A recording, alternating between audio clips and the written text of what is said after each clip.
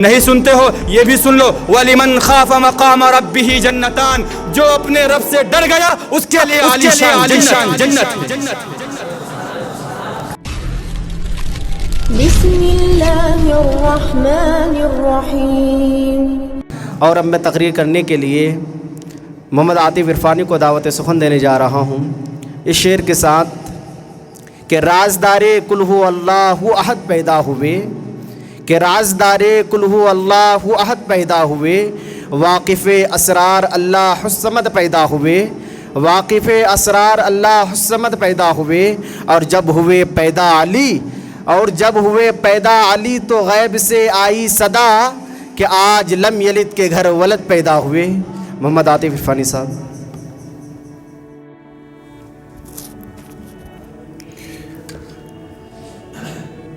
استاذ محترم اور میرے بھائیوں اور دوستو، السلام علیکم ورحمۃ اللہ تعالی وبرکاتہ۔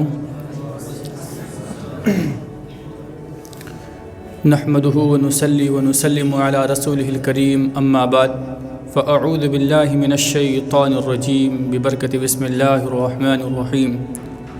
ان الصلاة كانت على المؤمنین کتابا موقوتا۔ آمنت باللہ صدق اللہ العظیم وصدق رسولہ النبی الامین الکریم ونحن على ذلك لمن الشاہدین والشاکرین والحمد للہ رب العالمین۔ ملتا ہے کیا نماز میں سجدے میں جا کے دیکھ، ملتا ہے کیا نماز میں سجدے میں جا کے دیکھ، ہوگا خدا کا سامنا سر کو جھکا کے دیکھ، ہوگا خدا کا سامنا سر کو جھکا کے دیکھ۔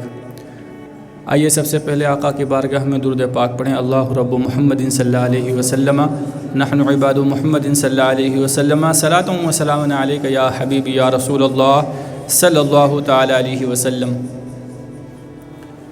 اللہ رب العزت نے مسلمانوں پر نماز کو فرض کر دیا ہے، اور جو شریعت آئی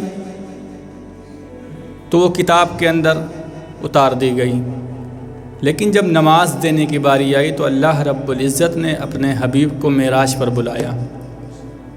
معراج پر بلانے کے بعد 50 وقت کی نمازیں آپ کو دی گئیں، اور آپ ان نمازوں کے لے کر واپس آ گئے۔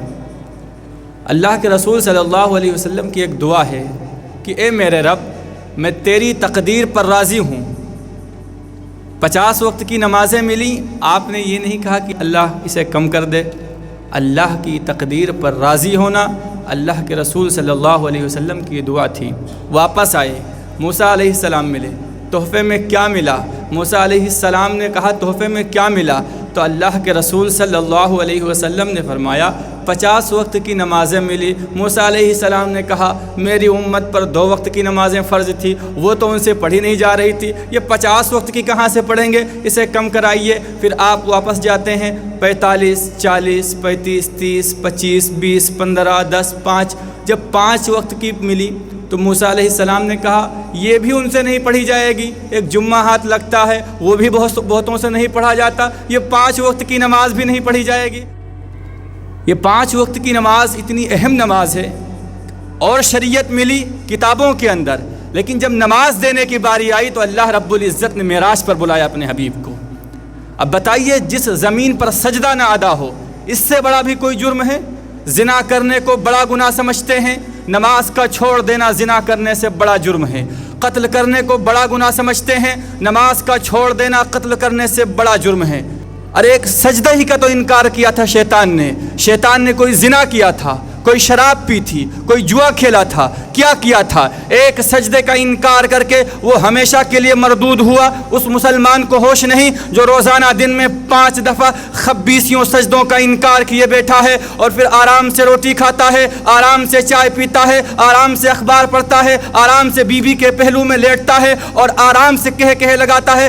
ایک سجدے کا انکار کر کے شیطان ہمیشہ کے لیے مردود ہوا۔ جس نے فجر کے سجدوں کا انکار کیا اور پھر ظہر کے سجدوں کا مذاق اڑایا، پھر عصر اور مغرب کے سجدوں کا مذاق اڑایا، پھر عشاء کے سجدوں کا مذاق اڑایا۔ گھر میں نماز پڑھنا بھی چلو نہ پڑھنے سے تو بہتر ہے، لیکن یہ بھی نماز کا مذاق ہی ہے۔ اور 8ویں دن سر پہ ٹوپی رکھ کے آیا۔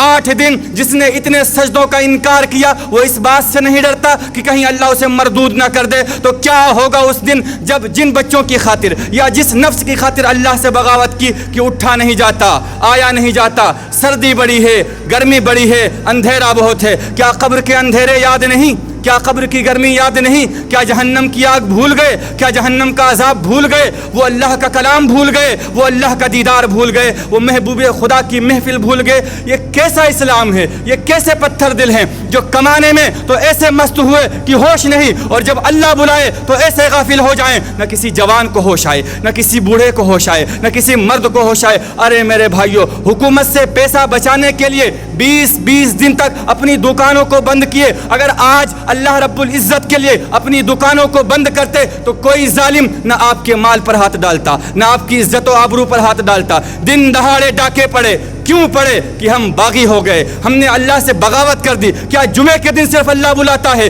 یہ جمعے میں اتنے کہاں سے آ جاتے ہیں اور باقی دنوں میں کیوں نہیں آتے ہیں؟ میرے بھائیوں، اللہ رب العزت کی دھرتی پر جو رہتے ہیں صرف 8ویں دن ہی فائدہ اٹھاتے ہیں اس کی ہواؤں سے، جو ٹنو ٹن اپنے پھیپھڑوں میں اس کی ہواؤں کو لیتے ہیں اور اس کی صورت سے صرف 8ویں دن فائدہ اٹھاتے ہیں۔ یہ کیا ہو گیا؟ میرا اللہ فرماتا ہے میری غذا سے زندہ، میری روٹی سے زندہ، میرے دیے ہوئے گوشت سے زندہ، میرے دیے ہوئے نظام سے زندہ، یہ میرے ہی منکر بن گئے۔ 1500 روپے کا ملازم آپ کو چائے کی پیالی نہ دے تو آپ کہتے ہیں چل چھٹی کر، ہم کوئی اور رکھیں گے۔ اتنا بڑا وجود کس نے بخشا؟ آنکھوں میں چراغ جلائے، دماغ میں برق کے روں دوڑائیں، دل کو دھڑکایا، سارے بدن میں خون پہنچانے کا نظام چلایا، پھیپھڑوں کی فیکٹریاں چلائی، رگوں کو خون پہنچایا، ہڈیوں کو غذا پہنچائی، زبان کو بولنے کی طاقت دی، دانتوں کو کاٹنے کی طاقت دی، دو یہاں نالیاں لگائیں، سانس کی الگ کر دی اور معدے کی الگ کر دی، اور ان میں پردہ لگایا کہ جب تمہارا لقمہ تمہارے منہ میں جائے تو معدے کی طرف جانے والی نالی کا منہ کھول دیتا ہے اور پھیپھڑے کی طرف جانے والی نالی کا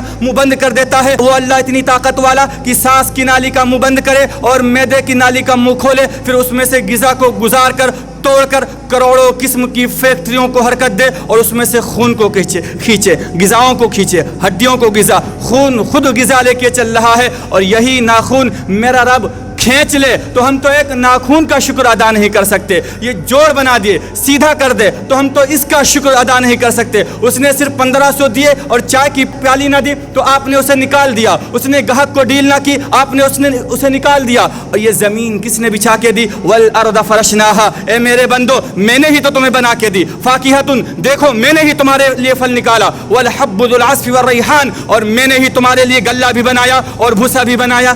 فبأي آلاء ربكما تكذبان، اے انسان، اے جنات، تو میری کن کن نعمتوں کا انکار کرے گا؟ دیکھتا نہیں ہے رب المشرقین و رب المغربین، میں تمہارے مشرق کا بھی رب ہوں، مغرب کا بھی رب ہوں، شمال کا بھی رب ہوں، جنوب کا بھی رب ہوں۔ فبأي آلاء ربكما تكذبان، تو میری کن کن نعمتوں کو جھٹلائے گا؟ خلق الانسان من صلصال كالفخار وخلق الجان من مارج من نار، تمہیں مٹی سے بنایا، جن کو آگ سے بنایا۔ فبأي آلاء ربكما تكذبان، تو کیوں میرا باغی بنتا ہے؟ کیوں مجھے جھٹلاتا ہے؟ تمہیں پتہ نہیں ہے کہ میں نے 2 پانی چلائے، ایک کڑوا ایک میٹھا، بینہما برزخ، ان میں پردہ لگایا، لا یبغیان، اور اگر میں اس پردے کو ہٹا لوں تو کڑوا پانی میٹھے میں چلا جائے تو تمہیں نہ حکومت کا کوئی پانی میٹھا مل سکے، نہ زمین کا کوئی پانی میٹھا مل سکے۔ فبأي آلاء ربكما تكذبان، کیوں جھٹلاتے ہو؟ کیوں باغی بنتے ہو؟ کیوں جھٹلاتے ہو؟ اور تمہاری یہ کشتیاں، ذرا ساری کشتیاں میرے اتنے بڑے سمندر کے اندر آرام سے انڈیا سے چل کر دبئی تک چلی جاتی ہیں، اور میں طوفانوں کو روکتا ہوں، موجوں کی لگام کو لگام دیتا ہوں، پانیوں کو تھام کر رکھتا ہوں۔ فبأي آلاء ربكما تكذبان، کیوں مجھے جھٹلاتے ہو؟ ورنہ یہ تمہارے تنکوں جیسے جہاز میرے اتنے بڑے خوفناک سمندر کے آگے کچھ بھی نہیں ہے۔ تمہیں پتہ نہیں ہے تم سب مر جاؤ گے، کل من علیہا فان، تمہارا رب ہمیشہ باقی رہے گا، ویبقى وجہ ربک ذو الجلال والاکرام، سب میری نعمتوں کو کیوں جھٹلاتے ہو؟ فبأي آلاء ربكما تكذبان، تمہیں پتہ نہیں ہے اس کی شان ہر روز جدا ہے، کل یوم هو فی شان۔ فبأي آلاء ربكما تكذبان، نہیں سنتے ہو پھر سن لو، سنفرغ لكم ایھا الثقلان، میں ان قریب تمہارے لیے حساب کتاب کا نظام چلانے والا ہوں۔ فبأي آلاء ربكما تكذبان، کیوں جھٹلاتے ہو؟ اے انسان، ہوش میں آ، اے جنات ہوش میں آ، تمہیں اپنے رب کے نظام کا پتہ نہیں ہے؟ یرسل علیکما شواظ من نار ونحاس فلا تنتصران، تم پر آگ کی مار، تم پر جہنم کی مار، تمہیں کوئی بچا سکتا ہے؟ فبأي آلاء ربكما تكذبان، کیوں جھٹلاتے ہو، کیوں جھٹلاتے ہو؟ یعرف المجرمون بسیماہم فیؤخذ بالنواصی والاقدام، اور آخرت کے دن مجرمین پہچانے جائیں گے، ان کے چہرے کالے ہوں گے، آنکھیں گہری ہوں گی، ہاتھ بندھے ہوں گے، پیر جکڑے ہوں گے اور گردن میں توک ہوں گے۔ فبأي آلاء ربكما تكذبان، تمہیں پتہ نہیں ہے میری جہنم بھڑک رہی ہے اور لپک رہی ہے اور پکار رہی ہے، حل من مزید، حل من مزید، حل من مزید، اے اللہ اور لیا، اے اللہ اور لیا، اے اللہ اور لیا۔ فبأي آلاء ربكما تكذبان، کیوں جھٹلاتے ہو؟ نہیں سنتے ہو؟ یہ بھی سن لو، وَلِمَنْ خَافَ مَقَامَ رَبِّهِ جَنَّتَانِ، جو اپنے رب سے ڈر گیا اس کے لیے عالی شان جنت ہے۔